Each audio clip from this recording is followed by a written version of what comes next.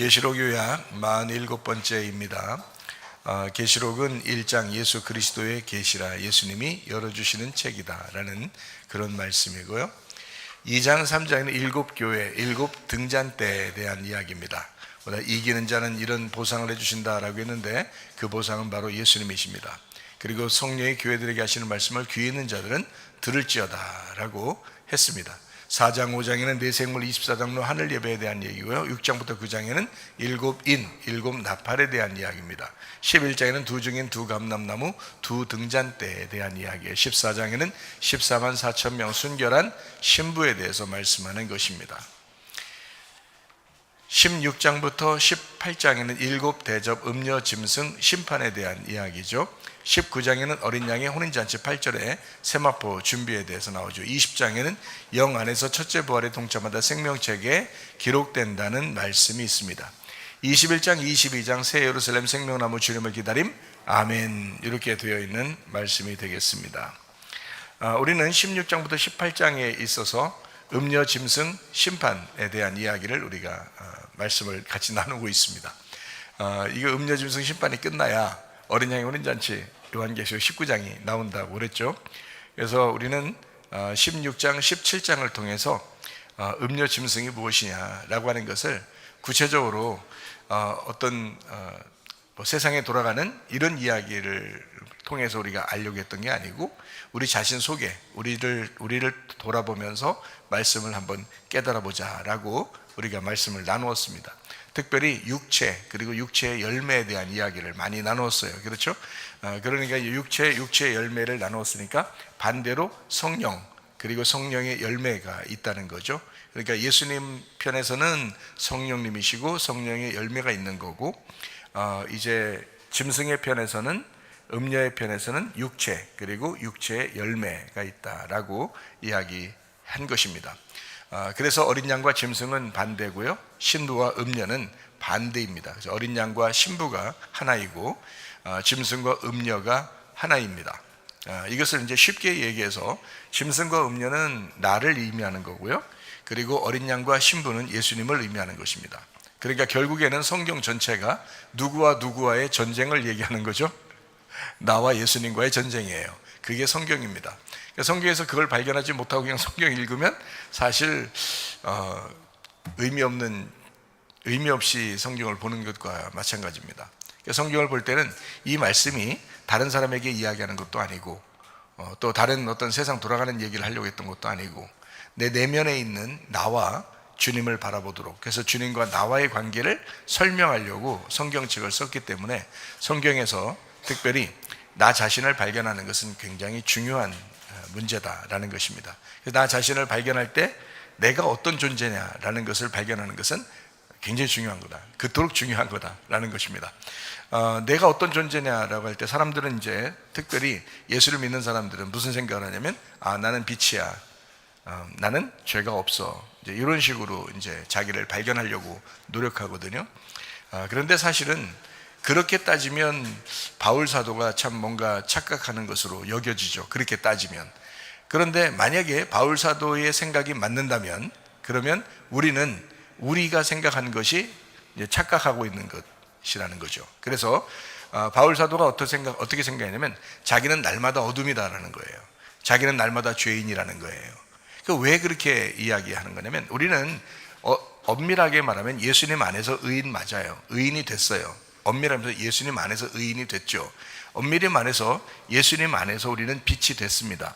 자, 그러면 엄밀히 말하면 생각해봐요. 예수님 안에서 의인이 되었고 예수님 안에서 빛이 되었다는 거죠. 그러면 예수님하고 동떨어지고 나만 바라본다면 어떨까요? 나만 바라보면 난 죄인이고요, 나는 어둠이라는 거죠. 그러니까 우리 자신이 어떤 존재임을 잘 모를 때는 어린 양 대신 예수님, 나를 위해서 죽으시는 그 예수님이 좀 우습게 여겨지고 무시당하고 이렇게 되는 것입니다. 그런데 내 자신이 어둠이라고 느껴지고 내 자신이 죄인이라고 느껴진다면 어린 양 예수님이 늘 필요한 거예요. 빛이신 예수님이 너무너무 필요한 거예요. 그러니까 바울 사도가 맞는 얘기죠. 바울 사도가 날마다 자기가 죽노라, 다시 말하면 나는 어둠이었노라 이 말이죠. 나는 죄인이었노라. 그러니까 빛이 늘 필요하고 나를 죄를 없애주시는 의로우신 예수님이 늘 필요하다 이렇게 고백하는 거거든요. 그러니까 나는 날마다 죽노라, 나는 날마다 예수님 안에서 부활하노라 라는 그런 말이죠. 그러니까 이것을 이제 우리가 성경을 통해서 발견했어야 되는데, 그걸 발견하지 않고 자기는 무조건 의인이야, 나는 구원받았으면 끝나, 난 이제 뭐 천국은 완전히 따놓은 거야 뭐 이러면서 살아가니까 교회 다니면 사람들이 생각할 때 그냥 뭐 경거망동하는 거죠. 자기 맘대로 살면서도 난 구원 받았지 뭐, 나 좀 갈 거야 뭐 이렇게 생각하는 사람들이 태반입니다. 근데 성경적으로 바울도 그렇게 생각하지 않았고요, 성경에 있는 의미도 그렇게 얘기한 적이 없습니다. 날마다 우리 자신이 어떠함을 발견해야 된다는 것인데, 우리 자신이 날마다 발견하면 발견할수록 우리가 어둠이었구나, 내가 죄인이었었구나 라는 것을, 주님 안에서, 주님이 있으니까 빛이 되고 주님이 있으니까 의인이 되었구나 라는 것을 알게 됐다는 거죠. 그것을 이제 깨달으면 함부로 살 수 없다는 겁니다. 그죠? 이제 가끔 가다 자기가 육체적인 어떤 생각들이 드러나서 육체적인 삶을 살 때 실수 나오고 잘못 나오고 죄 나옵니다. 그런데 그것 가지고 영원히 살 수는 없다는 거죠. 계속 그렇게 되지는 않는다는 겁니다. 날마다 회개하게 되고 날마다 돌아서게 되고 날마다 나 자신을 돌아보게 되니까 내가 어둠이구나, 내가 죄인이구나 라는 것을 깨달으면서 주님이 늘 필요하니까 겸손해지죠. 그죠? 우리 자신이 자꾸 낮아지겠죠. 그래서 겸손하다, 엎드려 주님께 경배한다, 주님의 옷자락을 만지고 주님의 통치를 구한다. 그런 사람이 구원받은 사람입니다. 그런 사람이 구원받을 사람이고요. 여러분, 교만한 사람은 구원받지 못합니다. 가장 여러분 경계해야 될, 여러분 자신의 속의 속성에서 가장 경계해야 될 것이 뭐냐? 교만입니다. 사람들이 얼마나 교만한지 몰라요. 교회 다니는 사람 특별히 교회 다니는 사람들이 얼마나 교만한지 몰라요. 자기가 구원받았으면 됐다고 생각하고 다른 사람보다는 자기가 훨씬 더 괜찮은 사람이라고 여기고, 여러분 예수를 알면 알수록, 우리가 주님께 더 가까이 나가면 나갈수록 내가 어둠이었구나, 내가 죄인이었구나 더 많이 깨달으니까 더 겸손해져야죠. 나보다 죄인은 없을 거야, 나보다 어둠은 없을 거야 뭐 이래야 주님이 찾아오시는 거죠. 근데 자기는 뭐 어느 정도 괜찮은 사람이라고 자꾸 여기면 바리새인 되는 거죠. 뭐 그러면 주님께서 찾아오시겠어요? 그 사람은 주님이 무시할 만한 사람이 되는 겁니다. 그러니까 교만한 사람은 하나님이 대적하신다 그랬어요. 겸손한 사람에게 주님은 은혜를 베푸신다 라고 그렇게 되어 있습니다. 그러니까 겸손한 사람, 은혜 받은 사람, 은혜 받는다는 건 구원받는다는 얘기죠. 그러니까 교만한 사람은 절대 구원받지 못합니다. 성경 전체를 통해서 여러분이 깨달아야 합니다. 성경 전체를 통해서 내가 교만하면 안 되겠구나, 교만하면 멸망받는 것이다. 사탄이 교만했어요. 교만의 사탄 된 겁니다. 원래 처음부터 하나님이 사탄 만드는 게 아니라 하나님을 대적하고 하나님으로부터 교만하니까 사탄 된 거예요. 원래 사탄을 만든 게 아니에요. 그러니까 사탄이 교만하니까 사탄 된 거란 말이에요. 그러면 교만한 사람은 다 누가 데려가겠어요? 사탄이 데려가는 거죠. 겸손한 사람은요, 예수님이 데려가는 거죠. 예수님은 온유하고 겸손하신 분이니까 예수님이 겸손하고 온유한 사람을 데리고 가는 거고요. 여러분, 사탄은 교만한 사람을 데리고 가는 것입니다. 여러분, 나중에 심판 때 보시면 압니다. 누가 데리고 가는지 심판 때 보면 딱 알거든요. 여러분, 날마다 겸손하셔야 합니다. 날마다 자기 자신을 낮추셔야 합니다. 우리 교회가 이거를 강조하고 죽을 때까지, 여러분 죽을 때까지 이걸 강조한다면 우리 교회는 진짜 좋은 교회예요. 왜냐하면 여러분을 천국 데려가려고, 여러분 천국 가게 하려고 굉장히 준비시키는 거거든요. 이게 천국 가는 준비하는 길이거든요. 그렇죠? 빛나고 깨끗한 세마포시예요. 진리의 세마포, 가는 배옷으로 만든 그 세마포시거든요. 그런 사람들이 신부라 그래요. 신부. 음녀는 막 화려한 옷을 입고 다른 사람에게 드러내길 좋아하고 교만하고 이런 거 음녀라고 그러죠. 그러니까 우리가 겸손하고 진리의 세마포옷을 입은 신부들이 다 되셔야 합니다. 그러니까 겸손해야 돼요. 무조건 겸손해요. 여러분에게 겸손을 가장 강조하고 또 강조해도 지나치지 않은 것입니다. 겸손만 천국에 가는 길이니까, 겸손한 사람만 천국 가는 거니까.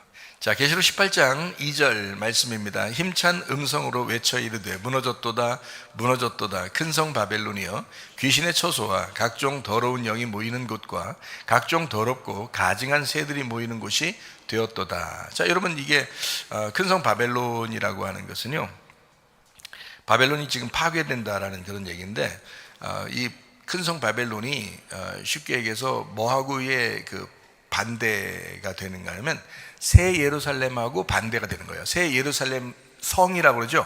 계시록에는 21장 22장에 신부를 뭐라고 그러냐면 새 예루살렘 성이라 그래요. 그러면 여기에 큰 바벨론 성, 그러면 이 성은 반대 성이잖아요, 그죠? 그러니까 새 예루살렘 성은 신부를 얘기하고 큰 바벨론 성은 뭘 얘기하겠어요? 음료를 얘기하는 거죠. 그러니까 음료의 멸망을 얘기하는 거예요. 여기서 말하는 건. 그렇죠? 그러면 새 예루살렘 성은 무슨 열매를 맺는다고요? 성령의 열매를 맺는다고. 그러면 큰 바벨론 성은 무슨 열매를 맺을까요? 육체의 열매를 맺는 거죠. 그렇죠? 그러니까 뭐가 멸망하고 뭐가 세워져야 된다는 것을 알 수 있겠죠. 그죠? 그러니까 여기 지금 음녀짐승 심판에는 뭐를 멸망시킨다는 것을 여러분이 아셔야 되겠죠. 그럼 뭘 멸망시킨다는 거예요? 육체의 열매를 멸망시키려고 한다는 거예요. 그러니까 지금 뭐가 멸망됐다? 육체의 열매가 멸망되면, 여러분 속에서 육체의 열매가 멸망되면 성령의 열매가 나오기 시작하는 거예요. 그게 신부의 열매라고. 그러니까 육체의 열매가 멸망당하면, 큰 성 바벨론이 멸망당하면 새 예루살렘 성이 오는 거예요. 그게 계시록 지금 마지막 부분을 지금 정리하고 있는 중이잖아요. 그렇죠? 네, 그러니까 요렇게 딱 얘기하면 큰 성 바벨론 어디야? 큰 성 바벨론 어디긴 어디에? 로마죠. 로만 카톨릭이고요. 무슨 말인지 알겠어요? 로마고 로마 카톨릭이죠. 역사적으로 보면 그렇다는 얘기예요. 그런데 우리는 역사를 보려고 성경을 보는 게 아니고 우리 자신을 비추려고 성경 보라고 했잖아요. 그렇죠? 그러니까 큰 성 바벨론은 옛날 무너져야 할 예루살렘을 의미하고, 옛날 무너져야 할 예루살렘에는 막 사람들이 제사 드리고 막 희생 제사를 드리면서 예수님이 그냥 성전에 가가지고 어떻게 막 때려 부시면서 그냥 막 쫓아내고 할 정도로 아주 음란한 곳이 되었단 말이죠. 그죠? 악한 영이 있는 그런 음란한 곳이 되었다. 그래서 이걸 무너뜨려야 되겠다라는, 예수님도 이 성전을 무너뜨려야 된다. 내가 3일 만에 다시 내가 건축하겠다. 그렇게 하잖아요. 그런 것처럼 새 예루살렘이 오려면 구닥다리 예루살렘은 무너져야 된단 말이에요. 그러니까 큰 성 바벨론은 뭘 얘기하는 거다? 구닥다리 예루살렘을 얘기하는 거다. 그리고 이제 예수님 시대 때 그 역사적으로 보면 로마를 얘기하는 거다. 중세 때나 지금으로 보면 로마 카톨릭을 설명하는 것이다 라고 이야기하는 거죠. 그러니까 요 반대가 이제 새 예루살렘이고, 신부, 이건 교회를 의미하는 것이다. 이렇게 반대로 설명을 하는 것입니다. 그래서 양쪽 다 반대되는 것을 이렇게 설명하려고 하는 거예요. 뭐가 무너져야 된다는 거예요? 예, 육체의 열매가 무너진다. 육체의 열매, 큰 성 바벨론이 무너져야 된다. 그게 뭔지 알겠죠, 이제? 예, 로마 카톨릭, 그리고 바벨론, 그리고 그때 당시에 구 예루살렘, 옛날 예루살렘을 얘기하는 것입니다. 그것이 멸망당해서 예수님이 그걸 예언해요. 예루살렘이 다 멸망할 것이다, 이런 얘기를 해요. 그러면서 우시죠. 예수님도 우시고 그러잖아요. 너희들과 너희 자녀들을 위해서 울어라. 나를 위해서 울지 마라. 이렇게 얘기하잖아요. 예수님도요. 이거 다 무너질 것이다. 예루살렘이 다 무너질 것이다. 뭐예요? 계시록 지금 18장에 나와 있는 얘기도 똑같은 얘기를 하는 것입니다. 야, 큰 성 바벨론 다 무너진다. 다 무너진다. 네. 그 뭐가 무너진다? 음녀가 무너진다. 그러니까 음녀는 뭐다? 큰 성 바벨론이다. 그게 옛날 예루살렘이다. 이런 얘기죠. 자, 그러면 우리로 말하면요, 새 예루살렘, 이것은 다시 건축되어지는 신부를 얘기하는 거다. 그게 교회라고 얘기하는 겁니다. 그럼 우리 속에서 얘기하는 건요, 육체의 열매는 무너져야 된다는 얘기고, 성령의 열매가 다시 건축돼야 된다는 얘기를 말하는 거죠. 그러니까 참 성경 어떻게 보면 쉽고, 그죠? 어떻게 보면 어려운 거죠. 그러니까 사람들이 파헤치다가 성경을 더 헷갈려가지고요. 파헤치다가 성경을 더 헷갈려가지고 이해를 더 못해요. 이해를 더 못해요. 그러니까 성경 우리가 볼 때 어떻게 보냐면, 여러분이 혼자 읽을 때도 이렇게 여기서 이제 우리 교회에서 이제 성경 말씀을 이렇게 가르쳐주고 하잖아요. 그러니까 이런 것을 쭉 전체적으로, 그러니까 창세기부터 요한계시록까지 전체적인 요약이에요, 이런 것들이. 그러면 이런 것들 알고 성경 혼자 읽으면 이해가 돼요. 혼자 읽어도. 근데 이런 것들 모르고 그냥 혼자 성경을 읽으면 거기 안에서 거기서 헤매다가 못 빠져나와요. 그래서 이해를 더 못해. 빠져들어가다 또 이 사람 이런 얘기하고 저 사람 저런 얘기하고 막 이러잖아요. 그러면 이게 전체적인 윤곽을 모르고 그냥 성경을 읽다가 이 사람 이런 얘기 저 사람 저런 얘기하면 더 헷갈려가지고요, 성경이 해석이 안 돼. 이해가 안 된다고요. 그러니까 자기를 돌아보려고 성경 봐야 되는데 자기를 돌아보지 않고 이 세상 돌아가는 것만 자꾸 돌린단 말이에요. 자기를 이해를 못하고 자기를 보지를 못하고. 그러면 성경은 뭐 헛보는 거죠. 헛똑똑이. 자기를 바라볼 줄 알아야지. 성경을 보면 다 자기를 바라보라고 성경을 준 거잖아요. 이 세상 사람이 아무도 없어. 나 혼자 살아. 근데 하나님이 성경을 쓰셨어. 그러면 이 성경은 누구를 위해서 쓴 거겠어? 나를 위해서 쓴 거잖아요. 이 세상이 뭐 아무리 우주 천하 만물이 그렇게 휘황찬란하고 그렇게 놀라워도 내가 전부잖아요. 내가 없으면 아무것도 없는 거잖아. 그렇잖아요. 그러면 나라는 세상을 위해서 우리 주님께서 이 말씀을 나에게 주셨다. 너는 좌편에서 우편으로 옮겨야 된다. 땅에서 하늘로 옮겨야 된다. 음녀에서 신부로 옮겨야 된다. 육체에서 영으로 말씀으로 옮겨야 된다. 이렇게 이야기하는 거잖아요. 그렇게 이게 성경이 참 놀랍죠. 그러니까 영적인 눈으로 우리가 성경을 바라볼 줄 알아야 되고 영적인 귀가 열려야 하는 것입니다. 자기를 바라볼 줄 아는 사람들이 되어야 된다. 자, 계시록 18장 3절 말씀입니다. 그 음행의 진노의 포도주로 말미암아 만국이 무너졌으며 또 땅의 왕들이 그와 더불어 음행하였으며 땅의 상인들도 그 사치의 세력으로 치부하였도다 라고 했습니다. 진노의 포도주, 음행의 진노의 포도주로 말미암아 이랬습니다. 그러니까 음행의 진노의 포도주로 말미암아 만국이 무너졌다. 뭘로요? 진노를 받았다는 거죠.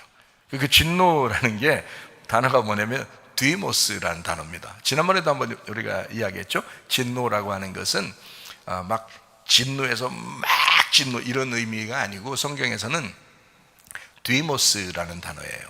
디모스. 이 디모스라는 이 단어가 무슨 단어냐면 열정이라는 단어예요. 열정.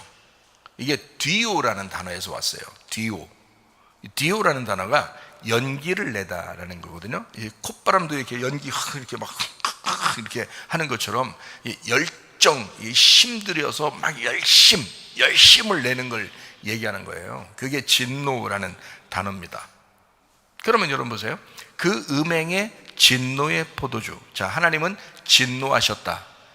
심판하실 때 진노하신다 이렇게 말해요. 그러면 그 진노, 음녀, 짐승 심판하잖아요. 그게 대접, 7 진노의 대접이라고 그러거든요. 7 진노의 대접. 이게 16장부터 18장까지의 특징이에요. 7 진노의 대접이에요. 그 진노가 뭐라고요? 열정, 하나님의 열심. 하나님이 너를 어떻게든지 좋게 만들려고 어떻게든지 심판하려고 하는 거예요. 그 열정이에요. 하나님은 이 사람을 좋게 만들어야 되니까 어떻게든지 심판하려고 열심히 심판하는 거예요. 그러니까 열심을 낸다 이거죠. 아주 노력하는 거예요. 하나님의 노력입니다. 하나님의 열정, 하나님의 노력, 그게 진노예요. 하나님이 노력하시고 하나님이 나를 위해서 막 열정을 내시고 막 연기를 콱 품으면서 그렇게 나한테 다가오시면 날 어떻게 하겠다는 거예요? 죽여서 없애버리고 가루를 만들어가지고 그냥 없애버려서 그냥 아예 이 세상에서 존재하지 않도록 천국도 못 오게 하고 지옥에 보내려고 하는 거예요. 아니면 나를 어떻게든지 나를 심판하고 혼내서라도 나를 끌어내서 천국에 데려가려고 하는 거예요. 어떤 거예요? 하나님은 열정, 나에 대한 열정, 이게 진노라고요. 하나님의 진노라고요. 그러니까 하나님은 우리에게 진노하셔서 우리를 다시 일으켜 주시려고 하는 의미였다. 그런 의도로 성경을 쓴 것이었다라는 겁니다. 예. 그러니까 사람들은 진노 그러면 무섭다. 그렇지 않아요. 무서운 게 아니라 진노의 포도주, 다시 말하면 그 심판의 포도주, 나를 열정으로 사랑하셔서 나를 뒤집어 버리려고 하는 그 하나님의 마음, 이것으로 나를 심판하셔서 만국이 무너졌다 이렇게 되는 거예요. 그러면 그 만국이 무너졌다는 것은 뭐예요? 내가 무너졌다는 말이에요. 하나님이 얼마나 열심히 나한테 다가오셨으면, 하나님이 얼마나 열정을 품고 나한테 다가오셨으면 내가 무너져 버리는 거야. 그걸 얘기하는 거예요. 하나님의 사랑입니다. 그래서 저는 이 하나님의 그 진노의 대접, 요한계시록 16장부터 18장의 그 하나님의 진노의 대접, 음녀, 짐승, 심판에 대한 그 부분에서 저는 여러분에게 무엇을 강조하고 싶느냐? 하나님의 사랑을 강조하고 싶다. 하나님은 우리를 열정적으로 사랑하셔서 우리를 변화시키시길 원하시고 나를 무너뜨리고 다시 건축하기를 원하시는 하나님이시다 라고 하는 것을 여러분에게 강조하고 있는 것입니다. 계시록 18장 4절 말씀입니다. 또 내가 들으니 하늘로부터 다른 음성이 나서 이르되 내 백성아 거기서 나와 그의 죄에 참여하지 말고 그가 받을 재앙들을 받지 마라 이렇게 되어 있잖아요. 자, 그러니까 내 백성은 어떻게 해요? 진노받지 말고 거기서 벗어나라 라는 그런 말이거든요. 자, 가로되 내가 들으니 하늘로부터 다른 음성이 나서 이르되, 자, 이르되 그 가로되 하나님이 말씀하시되 이 말이에요. 가로되 레고라는 말입니다. 레고라는 말이고요. 이게 현재입니다. 현재니까 자, 현재를 썼으면 이게 지금 언제 얘기한다는 거예요? 언제 얘기한다는 거예요? 현재를 썼으니까 지금 얘기한다는 거예요. 자, 우리가 계시록 18장을 쓸 때가 언제예요? 지금부터 2000년 전이죠. 그런데 지금 말씀하신다고 현재를 썼어요. 이 단어가 현재라고요. 지금 이르되 라고 했으니까 현재를 썼는데 그럼 언제를 얘기하는 거예요? 언제 얘기하는 거예요? 지금 얘기하는 거란 말이죠. 지금. 그러면 지금 얘기한단 말은 2000년 후에 살고 있는 우리들한테 지금 얘기하는 거예요. 그러면 지금 누구한테 얘기한다는 얘기예요? 그때 당시에 로마에 있는 사람들의, 교회 사람들에게만 얘기하는 거예요? 그때 사람들에게도 얘기하는 거죠. 지금이니까 그때도. 근데 지금 우리 살고 있는 지금 우리한테 이 말씀을, 성경책을 읽고 있는 우리들한테는 어떻게 해요? 지금 나에게 또 말씀하시는 거란 말이죠. 무슨 말인지 아시겠죠? 그러니까 계시록은 머나먼 이야기가 아니에요. 옛날 지나간 과거, 옛날 흘러간 옛 노래 그것도 아니에요. 지금 나에게 말씀하시는, 지금 나에게 말씀하시는데 뭐라고 말씀하시는 거예요? 내 백성아 거기서 지금 나와라. 자, 지금 얘기하기를 내 백성아 나와라. 그럼 언제 나오라는 거예요? 옛날 나왔다는 얘기예요? 앞으로 나오란 얘기예요? 지금 나와야 된다는 이거예요. 지금 나와야 된다는 얘기예요. 지금 말씀을 듣는 여러분과 제가 나와야 된다 이 말이거든요. 그러면 지금 그 죄에 참여하지 말고 그가 받을 재앙들을 받지 마라. 지금 나와라 이 말이거든요. 그러니까 지금 얼마나 우리에게 지금 말씀하시는 거예요. 얼마나 더 놀랍습니까? 그렇죠? 이 말만 하나만 봐도, 그러니까 지금 말한다. 하늘부터 다른 음성이 나서 지금 말한다. 내 백성아 거기서 나와라. 엑셀코마이, 엑스 그리고 엘코마이, 엑스와 엘코마이, 이거 과거 능동태입니다. 뭐냐면 옛날부터 지금까지라는 말이에요. 옛날부터 지금까지. 거기서 나와, 거기서 나와. 어떻게 나와? 옛날에도 나왔는데 지금도 나와 이 말이에요. 옛날에도 나왔는데 지금도 나와. 과거 능동태예요. 옛날부터 지금까지 나와라. 그리고 거기에 재앙을 받지 않도록 거기 그 죄에 참여하지 마라. 참여하지, 쉔코이노네오라는 단어예요. 그것도 과거 능동태입니다. 옛날부터 지금까지 참여하지 마라. 옛날에도 참여하지 않아야 되지만 지금도 참여하지 마라 이 말이에요.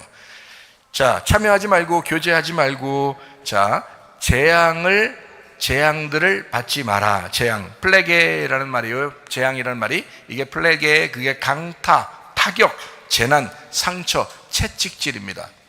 채찍질. 플레소에서 왔어요. 플레소, 이 납작하게 만들기 위해서 때리다, 치다라는 거거든요. 때려서 쳐가지고 납작하게 만드는 거예요. 그게 플레소입니다. 생각해 보세요. 그래놓고 성경에 계시록이 이렇게 재앙을 내리고 진노하시고 이렇게 얘기해놓고 그 재앙을 지금 플레게, 플레소라는 단어를 썼는데, 자, 납작하게 때려서 채찍질해가지고 막 납작하게 만들어가지고 아주 때려치다라는 그런 건데요. 때려쳐가 아니라 때려서 치다라는 말인데, 자, 이렇게 해놓는다는 거는, 그러면 이게 여기서는 이렇게 말해놓고 히브리서에서는 뭐라고 해놓은 줄 알아요? 자, 아버지가 사랑하는 아들을 징계하지 않는 아버지가 있느냐라고 나와요. 그죠? 그렇죠? 그러면 지금 여기서 때려서 치고 납작하게 만들어 이 사람을 아주 혼내고 심판하고 재앙을 내리는데, 이게 어떤 사람이라는 거예요? 그럼 하나님 아버지가 볼 때 사랑하는 아들들이라는 거지. 그렇죠? 사랑하는 자들을 하나님은 징계하신다라는 그런 말이에요. 그렇죠? 자, 그러면 여러분, 우리가 성경을 볼 때 완전히 각도가 달라지죠. 우리는 이 계시록 18장, 16장부터 18장을 볼 때 음녀짐승 심판, 그러니까 완전히 하나님은 우리를 미워하시고 심판하시고 이렇게 잘못한 사람들을 갖다가 완전히 재앙을 내리시고 진노하시고 심판하시고 아주 이룬다고 생각하지만 하나님 입장에서 볼 때는 사랑하는 자들을 징계하는도다. 하나님의 열정으로 내가 너를 정말 사랑하는데 내 자식아 이러면 안 되는데 막 혼내는 거예요. 야, 재앙을 받지 마라. 그리고 벗어나야 된다. 거기서 나와야 된다. 언제 나오라는 얘기? 지금 나와야 된다. 그리고 거기에 참여하지 마라. 내 백성아 거기서 나와야 된다. 옛날부터도 지금까지 계속 나와야 된다. 그리고 옛날부터 지금까지 계속 거기에 참여하면 안 된다. 너 멸망받으면 안 돼. 그래서 막 혼내는 거예요. 막 납작하게 하는 거예요. 막 채찍질을 하는 겁니다. 하나님의 사랑이에요, 여러분. 자, 여러분, 죄를 안 졌다고 생각하는 사람이 구원받기 쉬워요? 죄를 졌는데 하나님 앞에 혼난다고 생각하는 사람이 구원받기 쉬워요? 죄를 졌는데 혼난다고 생각하는 사람이 구원받기 쉽습니다. 무슨 말인지 알겠어요? 자, 나는 죄가 별로 없는 것 같아. 나는 저 사람보다 죄가 별로 없는 것 같아 라고 생각하는 사람은 구원받기가 어려워요. 왜냐하면 그 사람이 바리새인 되는 거거든요. 근데 여러분, 나는 죄인인데 하나님한테 진짜 요즘 혼나고 있어. 혼나는 것 같아. 내가 죄를 지어서 나는 정말 난 죄인인 것 같아 라고 여기는 사람이 있잖아요. 그 사람들은 재앙을 내리고 구원하십니다. 그게 성경의 원리예요. 그러니까 어떤 면에서는 여러분, 사람들의 눈으로 볼 때 착하다는 사람들이 구원받지 못하고 지옥 갈 사람들이 많다는 거죠. 사람들의 눈으로 볼 때, 자기가 자기의 눈으로 볼 때 잘못 착각을 해서 내가 괜찮은 사람이다라고 여길 때 그 사람은 괜찮은 사람이었고 다른 사람이 볼 때도 참 괜찮은 사람이었는데 어느 날 이 사람이 심판받아 지옥 갈 수도 있다는 얘기예요. 그런데 나는 죄인입니다. 나는 내가 이렇게 죄 가운데 있었습니다. 회개합니다. 날마다 하나님 앞에 돌아갑니다 라고 하는 사람은 하나님이 과연 심판하시고 재앙을 내릴 수는 있지만 구원하신다는 거죠. 하나님이 사랑하는 사람이기 때문에 재앙을 내리고 구원하신다. 여러분, 죄책감이 들죠, 여러분. 그래서 회개하게 되고 그러잖아요. 죄책감 없는 사람 별로 없죠. 죄책감이 온다는 것은 하나님의 사랑입니다. 여러분, 양심 안에 하나님께서는 법을 주셔서 양심의 법 안에 여러분 죄책감을 갖게 만들어요. 그래서요, 하나님 앞에 회개하게 되는 거거든요. 기도하다가 저도 많이 웁니다. 왜 그럴까요? 양심의 법 때문에 그렇습니다. 여러분, 기도하다가 왜 눈물이 나고 그럴까요? 양심의 법 때문에 그렇습니다. 양심의 법이 자기를 찌르는 거예요. 그러니까 교만할 수 없죠. 날마다 자기를 찌르고, 그래서 교만할 수 없고 자꾸 낮아지고 겸손하게 되는 거예요. 그리고 겸손하게 되고 낮아지니까 어때요? 납작하게 되니까. 그러니까 주님께서 은혜를 베풀어 주시는 거예요, 그런 사람들에게. 그게 성경의 원리예요. 규칙이란 말이에요. 성경의 규칙. 하나님은 이런 규칙을 벗어나서 구원할 리가 없습니다. 그래서 교만한 사람은 절대 구원받지 못합니다. 이게 성경의 규칙이기 때문에 그래요. 그래서 여러분, 교회 왔으면 겸손하시기를 바랍니다. 겸손하셔야 은혜를 받는다는 거예요. 하나님은 진노를 내리시고 재앙을 하실지언정 내 백성아 거기서 나와라 라고 늘 애타게 지금도 말씀하시는 하나님이시다라는 겁니다. 그리고 지금 나와야 된다, 예전부터 나와야 되고 지금까지 나와야 된다, 그리고 너는 예전부터 지금까지 그 죄에 참여하지 말아야 된다라고 말씀하시는 것이 바로 여기에 있는 말씀입니다. 계시록 18장 4절에 있는 말씀입니다. 자, 계시록 18장 8절 말씀입니다. 그러므로 하루 동안에 그 재앙들이 이르리니 곧 사망과 애통함과 흉년이라 그가 또한 불에 살라지리니 그를 심판하시는 주 하나님은 강하신 자이심이라. 여기는 하루 동안 재앙이 있다 그랬죠. 사망, 애통, 흉년, 불심판이 있다는 거예요. 여러분 잘 생각해봐요. 하루 동안 재앙이 있다는 거예요. 자, 계시록 18장 10절 볼까요? 그의 고통을 무서워하여 멀리 서서 이르되 화이토다 화이토다 큰 성 견고한 성 바벨론이여 1시간에 네 심판이 이르렀다 하리로다. 여긴 또 1시간이네요. 자, 18장 8절에는 하루 동안 재앙이 있고 18장 10절에는 1시간에 심판을 받는다 이렇게 말해요. 그렇죠? 1시간에. 자, 우리 한번 생각해 보죠. 자, 하루 그리고 1시간, 이게 짧은 시간이에요? 아니면 긴 시간이에요? 한 시간, 하루 이렇게 말할 때 긴 시간이에요, 짧은 시간이에요? 짧은 시간이죠. 뭐 하루가 1000년이다 할 때는 긴 시간이지만 1000년이 하루다 하면 짧은 시간이 되잖아요. 하루는 짧은 시간이에요. 한 시간이면 짧은 시간이에요. 자, 주님 만나는 순간입니다. 이게요. 하루 동안 재앙이 임한다. 그리고 사망과 애통과 흉년과 불심판이 임한다. 그리고 한 시간의 심판이 임한다. 뭐예요? 주님 만나는 순간이 임한다, 이 말이에요. 주님 만나는 순간이 오는데, 주님 만날 때는 카이로스예요. 하나님은요, 이렇게 크로노스로 이렇게 쭉 우리가 살아가요. 인생은 크로노스로 쭉 옆으로 살아가거든요. 하루 이렇게 살아가면서 쭉 크로노스로 살아가요. 근데 카이로스는 뭐냐면 위에서 하나님이 위에서 수직으로 내려오는 걸 얘기하는 겁니다. 카이로스는 위에서 내려오는 시점을 얘기하는 거예요. 이렇게 딱 카이로스는 딱 내려오는 시점. 그러니까 위에서 수직으로 탁 내려오는 거죠. 그러니까 우리는 이렇게 살아가고 있는데 갑자기 주님이 탁 만나는 거예요. 우리는 딱 또 주님 이렇게 살아가고 있는데 주님이 한순간에 탁 만나는 거예요. 자, 이 하루 동안에 만나버리고, 한 순간에 만나버리고, 한 시간에 만나버리는 거예요. 그 재앙을 통해서 하나님이 우리의 순식간에 만나버린다 하는 그 이야기를 하는 거죠. 그러니까 카이로스, 순식간, 그 주님을 만나는 그 시간이에요. 여러분, 우리가 참 주님 다 만났으면 좋겠어요.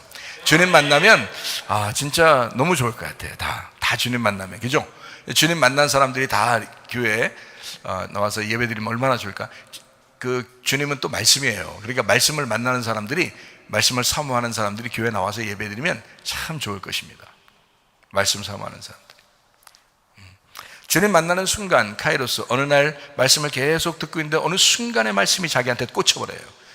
말씀을 계속 듣고 있는데 어느 순간에 갑자기 말씀이 확 들어와 버려요. 그러면 이 사람은 주님을 만나는 것입니다. 말씀이 그 사람을 사로잡기 시작하는 겁니다. 말씀이 침투해 들어오기 시작하는 겁니다. 그게 어느 순간이에요? 크로노스 시간이 아니라 카이로스 시간이에요. 하나님의 시간, 하나님께서 우리를 만나는 순간이라고요. 그 한 시간에 내가 멸망하는 시간이야. 그 한 순간에 내가 멸망하는 시간이야. 그 하루 동안에 그 멸망이 임한다, 이 말이죠. 여러분, 저에게 또 여러분에게 이야기하는 그런 말씀이라겠죠. 지금 계시록 16장부터 18장은 하나님의 진노에 대한 재앙을 얘기하는 거예요. 근데 누구한테 얘기하는 거다? 바로 나한테 얘기하는 거다. 바로 우리들에게 이야기하는 거다. 지금 하나님이 말씀하시는 거다. 자, 무슨 말인지 이해가 되시겠죠? 이 말씀들이요. 다른 사람에게 얘기하는 거 아닙니다. 지금 우리에게 말씀하시는 겁니다. 지금 얘기하는 겁니다. 계시록 18장 13절 말씀입니다. 계피와 향료와 향과 향유와 유향과 포도주와 감람유와 고운 밀가루와 미리오 소와 양과 말과 수레와 종들과 사람의 영혼들이라. 이거 짐승과 음녀가 가지고 있는 것들이에요. 짐승과 음녀가. 자, 사람들의 영혼들이라. 여러분 생각해 보세요. 사람의 영혼들이라. 여기다 왜 이런 얘기를 써놨을까요?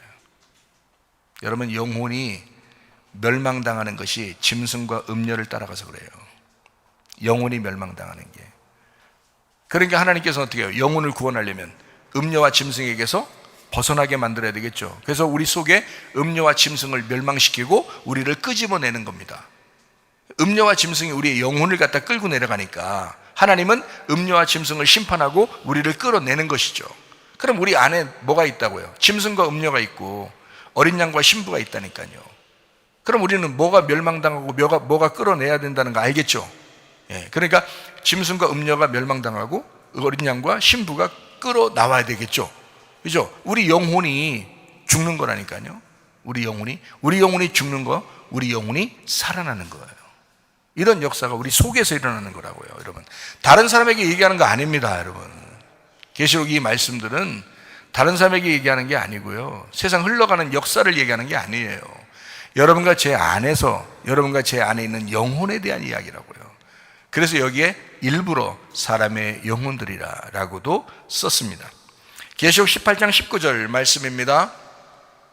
티끌을 자기 머리에 뿌리고 울며 애통하여 외쳐 이르되 화이또다 화이또다. 이 큰 성이여 바다에서 배부리는 모든 자들이 너희의 보배로운 상품으로 치부하였더니 한 시간에 망하였도다. 한 시간에 망하였도다. 뭐라고요? 주님 만나는 그 순간, 카이로스, 우리가 멸망당하는 그 순간 하나님께서는 우리에게 침투하셔서 들어오신다. 그러니까 우리가 멸망당해야 주님이 오시는 거죠. 자, 사람들은 이거 막 음녀의 멸망에 대해서 굉장히 슬퍼했을 거예요. 슬퍼할 거예요.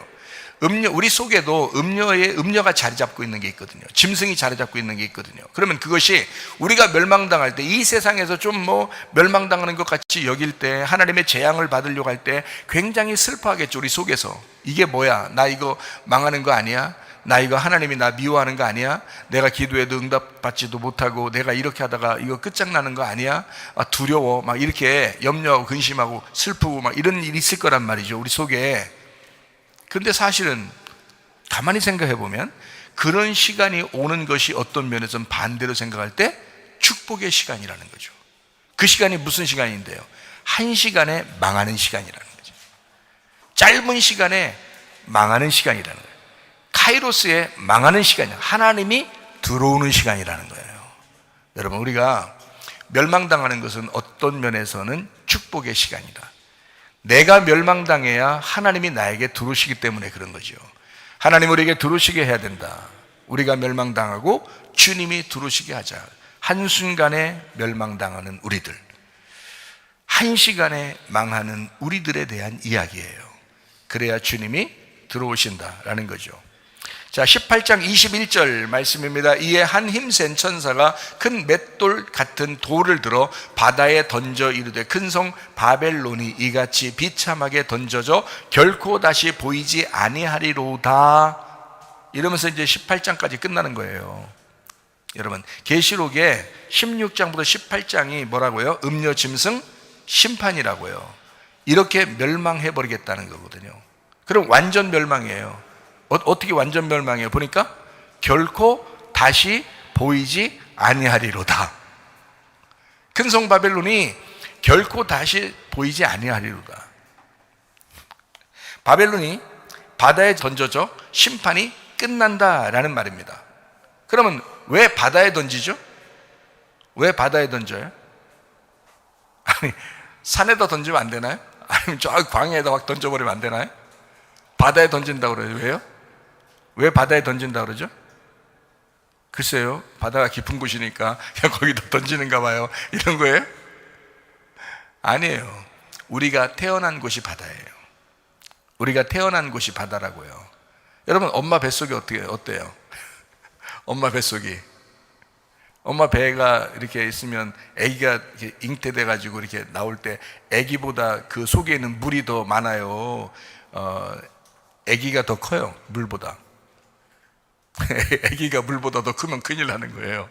그건 뭐 빨리 수술하셔야 돼. 근데 아기보다 뭐가 점점 더 커져요. 물이 점점 좀 커져요. 그래서 아기를 완전 아기가 빙빙빙 돌아도 될 만큼 이게 크다고요. 물이 큰데 빙빙 돌다가 나중에 이제 아기가 커요. 속에서 아기가 그 물 안에서 커다고요. 크면은 이제 아기가 나올 때가 된 거예요. 안 나오면 애가 위험한 거예요. 엄마도 위험하고. 안 나오면, 나올 때 되면 나와야 되는 거예요. 그죠? 그러니까 이게 어디로 돌아가냐면 이게 그 바다에 있다가 이게 아기가 나오면서 부활하는 거거든요. 그러면 보세요. 성막 성전이 있죠. 성막, 광야에서 성막 성전이 있죠. 그러면 거기에 뜰, 성소, 지성소가 있죠. 그러면 반대로 거꾸로 지성소, 성소, 뜰, 그 밑에가 뭘까요? 바다예요. 바다에서 우리를 건졌다 이 말이에요. 바다에서 건져서 뜰, 성소, 지성소로 올라가는 거예요, 우리가. 그러니까 이게 거꾸로 가가지고 바다에 던져버리면 이거를 완전히 보이지 않도록 심판해버리는 걸 얘기하는 거예요. 그러니까 보세요. 자, 이 바다에 던지면 어떻게 하겠다는 거예요, 이게. 자, 완전히 보이지 않도록 완전히 바다에 싹 던져버렸어요. 끝냈다는 거예요. 심판이 끝났다는 얘기, 그죠? 완전히 끝냈다. 이 사람을 끝냈다. 그럼 뭐 어떻게 하겠다는 거예요? 끝냈다는 건 어떻게 했다는 거예요? 다시 끄집어내겠다는 거야. 다시 시작하겠다는 거잖아요. 끝냈으니까, 심판으로 끝났으니까 너 다시 태어나는 거야. 엄마 뱃속에 다시 집어넣어서 다시 빼내는 걸 얘기하는 거예요. 예수님하고 대화하다가 엄마 뱃속에 다시 들어갔다 나와야 됩니까? 거듭나는 것이? 이렇게 얘기하는 사람이죠. 그러니까 예수님이, 야, 너는 이스라엘 선생이면서 그 그릇도 몰라? 이렇게 얘기하잖아요. 땅에서 난 건 땅이고 하늘에서 난 건 또 하늘에서 난 거야 라고 얘기하죠. 영적으로 나야 된다는 얘기를, 그 얘기를 설명하기 위해서 지금 땅에서 설명해 주는 거거든요. 그러면 자, 큰 성 바벨론이 바다에 던져져서 심판받고 결코 다시 보이지 않더라. 그러면 어떻게 된 거예요? 원래대로 들어갔다. 자, 아기가 모태 안으로 다시 들어갔다. 다시 시작해야 되니까. 거기서 다시 출발해야 되니까. 어떻게 출발하려고 그러는 거예요? 다시 출발해야 된다는 거예요. 그냥 출발이 아닙니다. 원래 출발했는데 나왔다가 다시 바다로 들어간 거예요. 그죠? 바다에 던져버렸으니까. 우리 올라왔는데 다시 바다로 던진 거예요. 그러니까 다시 거기서 거꾸로 다시 나와야 되잖아요. 거듭 나와야 되는 거예요. 그래서 이걸 거듭난다 이 말이에요. 거듭 태어났다 이 말이에요. 그걸 다른 말로 뭐라 그래요? 거듭났다? 구원받았다라는 말이죠. 구원해 준다는 거죠. 완전 심판받으면 그 사람을 구원해 주는 겁니다. 그래서 죽이고 다시 부활시켜서 태어나게 만든다. 원래대로 모태 안에 들어가 아기가 다시 태어나게 만든다. 죽었다가 심판받았다가 거듭나게 만든다. 다시 태어나게 만든다라는 거죠. 그래서 18장이 끝나면 19장의 어린 양의 혼인잔치에 신부가 등장하는 겁니다. 이 신부는 이 앞에서 나타나는 게 아니라 음녀 짐승이 심판받고 큰 성 바벨론이 끝장나야, 성 바벨론이 끝장나면 새 예루살렘 성이 나타나는 거예요. 19장에. 무슨 말인지 알겠죠? 자, 어떻게 나타나는 거예요? 옛날 구닥다리 예루살렘이 나타나는 거예요? 아니면 새로운 예루살렘이 나타났다는 게예요? 새로운 예루살렘이 나타나는 거예요. 그러니까 이거는 원래 태어난 걸 얘기해요? 다시 태어난 걸 얘기해요? 다시 태어난 걸 얘기하는 거예요. 여러분 천국 갈 때 여러분 지금 태어난 이 상태로 천국 간다고 그래요? 다시 태어나야 천국 간다고 그래요? 다시 태어나야 천국 간다고 그래요? 다시 태어난다는 말을 어디서 태어났다고 그래요? 땅에서 태어났다고 그래요? 하늘에서 태어났다고 그래요? 하늘에서 태어났다고 그렇게 말하는 거예요. 여러분과 제가 땅에서 다시 태어나는 게 아니고 하늘로서 다시 태어나는 거예요. 이걸 새 예루살렘이라고 말하는 거예요. 이걸 새 예루살렘 신부인 교회를 얘기한다라고 얘기하는 것입니다. 여러분, 심판받으면 새 예루살렘이 되어 거듭나게 만든다. 새로운 예루살렘이 되게 만든다. 그게 계시록 19장의 시작이 되는 것입니다. 자, 16장부터 18장 얼마나 놀라운 얘기입니까? 하나님의 놀라운 이야기가 여기에 있습니다. 자, 짐승과 음녀가 있어요. 그리고 어린 양과 신부가 있습니다. 어떤 상태라고요? 짐승과 음녀는 육체와 육체의 열매를 의미하는 것이다. 자, 어린 양과 신부는요, 성령과 성령의 열매를 의미하는 것이다. 그럼 우리의 속에서 누가 완전히 심판받아 보이지 않게 되어야 된다? 짐승과 음녀가 더 이상 보이지 않게 되어야 된다. 우리의 속에서. 그걸 회개라 그런다. 여러분, 육체의 열매가, 육체와 육체의 열매가 여러분 속에서 완전히 심판받아야 된다. 그리고 완전히 거듭나 다시 태어나야 된다. 회개해야 된다. 여러분의 어둠은 완전히 물러가야 된다. 그리고 빛이 들어와야 된다. 성령, 성령의 열매가 들어와 새 예루살렘을 만드셔야 된다. 여러분, 우리가 죄를 지었습니까? 그러면 그 죄 가운데서 회개하시기를 바랍니다. 날마다 거듭나는 삶, 새로워지는 삶, 짐승과 음녀에게서 벗어나는 삶, 그리고 어린 양과 신부의 삶을 살다가 주님 만나시기를 바랍니다. 이제 영혼의 구원에 대해서 우리가 잠깐 점검하고 그리고 기도하는 시간을 갖도록 하겠습니다. 매일 죄를 고백하고 우리가 회개하고 있는가? 용서하지 못한 사람을 용서하고 있는가? 미워하는 마음을 우리가 속에서 제거하고 있는가? 음란한 생각을 끊어내고 있는가? 탐심을 멀리하고 있는가? 분노를 십자가에 내려놓았는가? 염려와 근심, 두려움을 믿음으로 이겨냈는가? 세상 동영상보다 말씀과 기도를 더 사랑하고 있는가? 성령의 열매를 유지하는가? 성경을 많이 읽고 기도 시간을 더 늘리고 있는가? 성령의 응답을 사모하는가? 게으름을 멀리하고 맡은 일에 충성하고 있는가? 주님께 부끄럽지 않게 살아가고 있는가? 은혜로운 말을 하는 습관이 있는가? 가정에서 거룩한 모범이 되는가? 교회 중심, 말씀 중심, 예수 중심의 삶을 살아가고 있는가? 예배 시간 늦지 않고 찬양, 기도, 헌금, 봉사, 말씀에 기쁨으로 마음을 다하고 있는가? 성령이 근심하지 않도록 살아가고 있는가? 오늘이 마지막 날인 것 같이 주님을 사모하며 살고 있는가?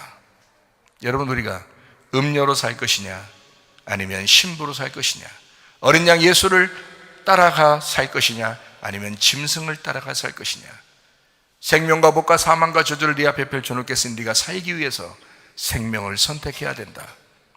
여러분과 제가 거룩한 주의 백성 다 되시기를 바랍니다. 주님의 약속하신 날에 주님의 신부로 부름을 받게 하옵소서. 우리의 믿음이 하나님 앞에 준비된 자들 되게 하여 주시옵소서. 우리의 몸이 세상에 취하지 않고 우리의 영혼이 잠들지 않고 세상의 염려와 물질로 인해 둔해지지 않게 해 주시옵소서.